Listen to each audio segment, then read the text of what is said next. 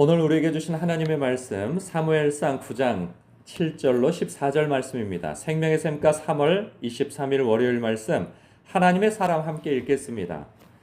사울이 그의 사환에게 이르되 우리가 가면 그 사람에게 무엇을 드리겠느냐 우리 주머니에 먹을 것이 다하였으니 하나님의 사람에게 드릴 예물이 없도다. 무엇이 있느냐 하니 사환이 사울에게 다시 대답하여 이르되 보소서 내 손에 은 한 세겔의 4분의 1이 있으니 하나님의 사람에게 드려 우리 길을 가르쳐 달라 하겠나이다 하더라. 옛적 이스라엘의 사람이 하나님께 가서 물으려 하면 말하기를 선견자에게로 가자 하였으니 지금 선지자라 하는 자를 옛적에는 선견자라 일컬었더라. 사울이 그의 사원에게 이르되 내 말이 옳다 가자 하고 그들이 하나님의 사람이 있는 성읍으로 가니라. 그들이 성읍을 향한 비탈길로 올라가다가 물기르러 나오는 소녀들을 만나 그들에게 묻되 선견자가 여기 있느냐 하니 그들이 대답하여 이르되 있나이다. 보소서 그가 당신보다 앞서 갔으니 빨리 가소서. 백성이 오늘 산당에서 제사를 드리므로 그가 오늘 성읍에 들어오셨나이다.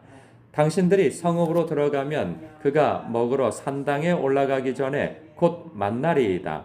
그가 오기 전에는 백성이 먹지 아니하리니 이는 그가 제물을 축사한 후에야 청함을 받은 자가 먹음이니이다. 그러므로 지금 올라가소서 곧 그를 만나리이다 하는지라. 그들이 성읍으로 올라가서 그리로 들어갈 때에 사무엘이 마침 산당으로 올라가려고 마주 나오더라. 아멘. 아버지의 요청으로 아들 사울이 여러 지역으로 다니면서 나귀를 찾으러 다니게 되어지죠. 그래서 결국 찾지 못해서 다시 되돌아가자 하는 터에 이 술당에 선견자가 있다라고 하는 그 이야기를 듣고, 즉 하나님의 사람이 이곳에 계신다라는 이야기를 듣고 그를 찾아 나서는 것을 보게 되어져요. 마지막으로 선견자에게 물어 어디에 나귀가 있는지 좀 알려달라고 그렇게 하자고 하는 이야기에 따라서 그를 찾아가게 되어지죠. 그러니까 이 사울은 문제가 있을 때 하나님을 찾는 사람, 즉 하나님의 사람을 찾는 그 방향성을 가지고 있어요. 그러니까 그의 처음 면모는 굉장히 준수하고 그리고 유력한 집안 사람이고 겸손하고 순종적이며 그리고 이렇게 문제가 생길 때 하나님을 찾는 사람으로서 비추어지죠. 그런데 우리가 그 사람에 대해서 나중의 모습을 우리가 알고 있는데 이 사람은 변질되어집니다. 변화되어져야 맞는데 더 깊어지고 더 성숙해지고 하나님 앞에 충성되어질 사람으로 그 하나님의 사람으로서 왕이 되어져야 할 것인데 이 사람의 그 신앙의 과정과 왕의 과정이 하나님의 사람으로서 성장하지 못하고 변질되어져서 나중에는 문제가 생길 때 하나님을 찾는 것이 아니라 영매를 찾습니다. 그래서 이 자신에게 닥친 이 환난을 어떻게 될 것인가에 대해서 귀신을 불러들이는 그 영매를 찾는 그러한 사람으로 변질이 되어지죠. 여기에서 보여주는 바는 뭐냐? 백성들이 하나님을 거부하고 인간의 왕을 찾을 때 그들이 생각하고 있는 왕의 모습은 이러저러하다라고 하는 모습을 보여주고 있는 거예요. 외모가 준수하고 그리고 집안 배경이 좋고 그리고 그의 모습이 겸손하며 친절할 수도 있고 여러 가지로 좋은 모습일 수 있어요. 사람이 볼 때. 그러나 사람이 보기에 좋은 모습이 하나님이 보시기에도 좋은 모습은 아닐 수 있다라는 것을 우리는 여기에서 확인하게 되어지죠. 그러니까 이럴 수 있습니다.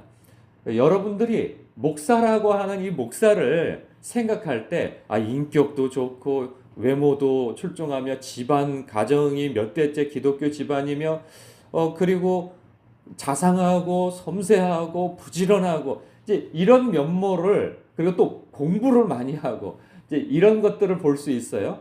그런데 아무리 그러한 배경이 좋은 사람이라 할지라도 하나님의 사람이 아닐 수 있다는 거예요.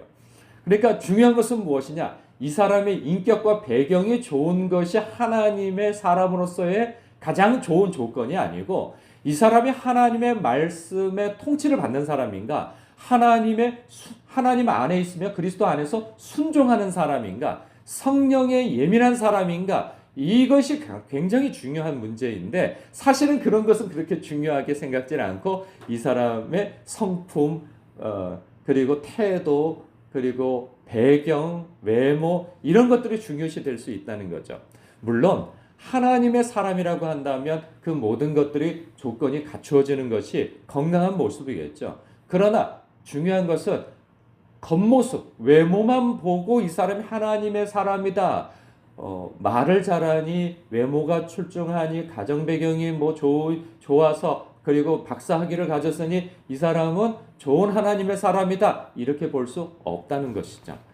그래서 이것은 다른 사람을 볼 때도 마찬가지지만 자기 자신을 바라볼 때에도 나는 좋은 사람이야, 그러니 나는 하나님의 사람이지, 이렇게 될 수는 없다는 거예요.